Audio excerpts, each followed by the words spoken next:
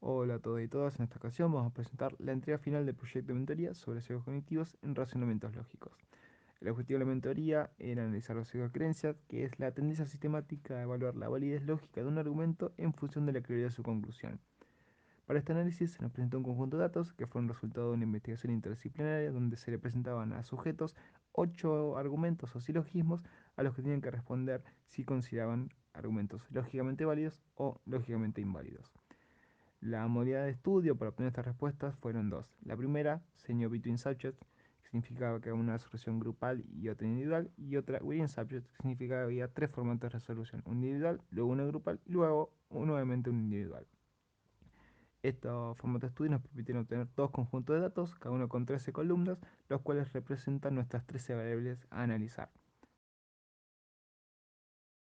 Para llevar a cabo nuestro análisis, como contamos principalmente con variables categóricas, empleamos tablas de contingencia. Estas tablas nos permitieron explorar la relación entre las variables de interés, tales como la validez y la credibilidad del argumento y cómo influyen en su aceptación, y la modalidad de resolución y su impacto en la respuesta correcta. No nos sorprende que haya una correlación entre la validez de los argumentos y la aceptación de los mismos por parte de los participantes, ya que esto es justamente lo que se les pedía evaluar. Lo que nos resulta interesante es analizar la relación entre la aceptación de los argumentos y la credibilidad de los mismos, sobre todo si lo analizamos junto con la validez. Recordando que hay exactamente la misma cantidad de cada combinación de validez y credibilidad, es decir, silogismos inválidos creíbles, inválidos increíbles, válidos creíbles y válidos increíbles, esperaríamos que estos cuatro pares de valores marcados en verde fueran respectivamente similares. Pero en la realidad, lo que nos muestran los datos es que la gente es mucho más propensa a rechazar silogismos de conclusión increíble y a aceptar silogismos de conclusión creíble más allá de su validez. Al analizar la influencia de la modalidad de resolución, notamos que el porcentaje de respuestas correctas aumentó en la resolución grupal y que dicho aumento incluso se extendió a la resolución individual posterior a la grupal. Exploración y curación. Para la exploración y curación, el objetivo es obtener conclusiones más detalladas y al mismo tiempo generar una base de datos funcional para continuar con el desarrollo del proyecto. Este proceso lo dividimos en dos etapas: limpieza general del data frame y creación de la variable objetivo, el índice de creencia. Esta métrica permitiría identificar sesgos de creencia y medir la aceptación de conclusiones, sean creíbles e increíbles, sin considerar su validez. Así, cuanto mayor es el índice, mayor es el sesgo de creencia. Para facilitar el análisis de los valores obtenidos a partir de la creación de este índice, normalizamos los datos de manera lineal, quedando valores entre -1 y 1.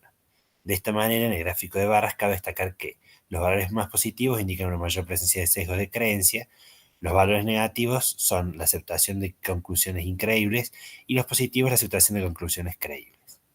Así, observamos una tendencia hacia valores positivos, lo que significa que se aceptan silogismos con conclusiones creíbles, independientemente de su validez. Esto nos lleva a preguntarnos si esta diferencia se debe solamente a la credibilidad de las respuestas.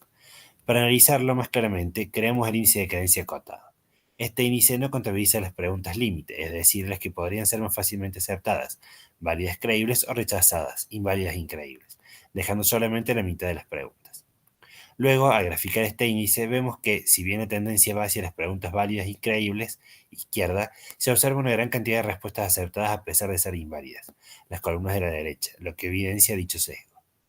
Además, si sumamos estos valores positivos lo obtenido en cero, que tampoco debería estar, son más que los valores negativos. Podemos discutir así la influencia de la tendencia, pero sin duda existe. Continuando con el análisis, vamos a ver la influencia de la modalidad de resolución. Como hablamos en un principio, teníamos una resolución individual y una grupal en un dataset, y en el otro una individual previa, una grupal entre medio y una individual posterior a esa grupal. Observamos un cambio en los sesgos. En particular, vemos que la grupal entre medio y el individual que se hizo posterior a esa resolución se eliminaron todos los valores de sesgo, concentrándose alrededor de 0,25, es decir, con un sesgo muy bajo. Para simplificar la visualización, planteamos un gráfico 3D donde se puede observar cómo varía la tendencia. Finalmente, se logró obtener un dataframe analizado y procesado y la creación de una variable objetivo, lista para ser exportada y trabajada con algoritmos de aprendizaje automático. Antes de empezar el entrenamiento de los modelos, definimos las métricas para la evaluación de los resultados. Se tomaron como referencia dos tipos de métricas: el error absoluto medio, MAE, que mide el error promedio absoluto entre las predicciones y los valores reales, Este considera todos los errores por igual y es fácil de interpretar. Y la raíz del error cuadrático medio, RMSE, que calcula la raíz cuadrada de la media de los errores cuadrados y es más sensible a los valores atípicos, dando así una mayor información de la dispersión de los errores. Lo siguiente fue la creación del conjunto de entrenamiento y prueba. En un principio utilizamos las columnas de modalidad de resolución, género, edad y B por C, excluyendo las columnas de aceptación por estar relacionadas directamente con el objetivo y respuestas correctas por ser redundante con la validez y la aceptación. Luego se separó un 80% del dataset para el entrenamiento y un 20% para el testeo. A continuación, se generó un modelo base que predice en todos los casos el valor promedio del conjunto. Este se utiliza como punto de partida, facilitando la comparación de resultados y el análisis de rendimiento de los modelos más complejos. Para facilitar la visualización de las predicciones, creamos una función que genera una gráfica, en la cual se representan con una escala de colores, en la parte superior las predicciones, mientras que en la parte inferior los valores objetivos o reales. Luego realizamos varias pruebas con distintos modelos para finalmente quedarnos con los mejores 3 estimadores: Randstad Regressor, Haber Regressor y Rich. Las mejores métricas se obtuvieron con el estimador Haber Regressor, pero estas eran prácticamente iguales a las del modelo base y, como se ve en la gráfica, las predicciones también tendían a ser un mismo valor para todos los casos, un promedio. El segundo mejor resultado se dio con el Randstad Regressor.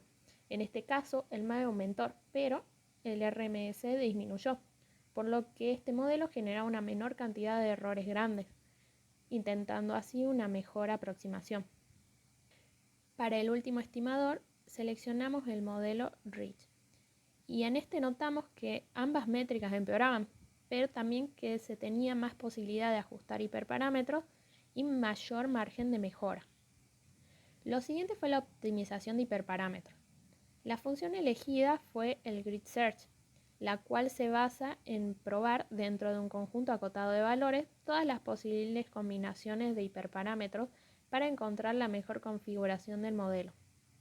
Como resultado, el modelo Rich mejoró sus métricas, pero de todas formas se obtuvo un MAE bastante alto, lo cual indica que esta etapa no mejoró las predicciones. Ahora se plantea la pregunta: ¿qué sucede si el resultado del modelo obtenido no es satisfactorio? Como en el mundo de los datos los procesos son iterativos, podemos plantear una nueva estrategia para intentar obtener un mejor modelo que el ya encontrado. Entonces procedimos a realizar la ingeniería de características, que consiste en seleccionar, modificar o crear características a partir de datos que permitan obtener relaciones y patrones más efectivos. Así decidimos eliminar la única muestra con valor de índice de creencia -1, recuperar las columnas de validez igual a I y creencia igual a C, y a las de aceptación de los silogismos 3 y 7, que son los IC, inválidos creíbles. Además, se eliminaron las columnas de edad y género por considerar que solo introducen ruido. Y finalmente se replanteó la codificación de la columna de modalidad, volviéndola una codificación ordinal referente al orden temporal en que se realizaron las tareas. De esta forma se consiguió mejorar significativamente las métricas del modelo Rich. Esta mejora es claramente visible en el gráfico, que muestra una mayor concordancia entre las predicciones y los valores objetivos. Cabe destacar que gran parte de la mejora se debe a la inclusión de las columnas de aceptación.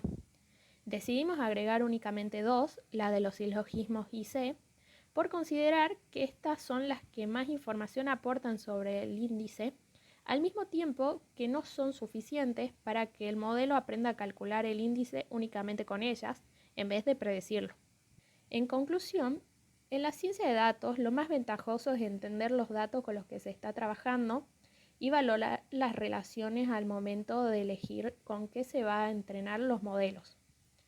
En esta oportunidad, el modelo Rich llegó a ser efectivo en el proceso de modelado de aprendizaje automático y su implementación promete respaldar satisfactoriamente la detección de los sesgos de creencia.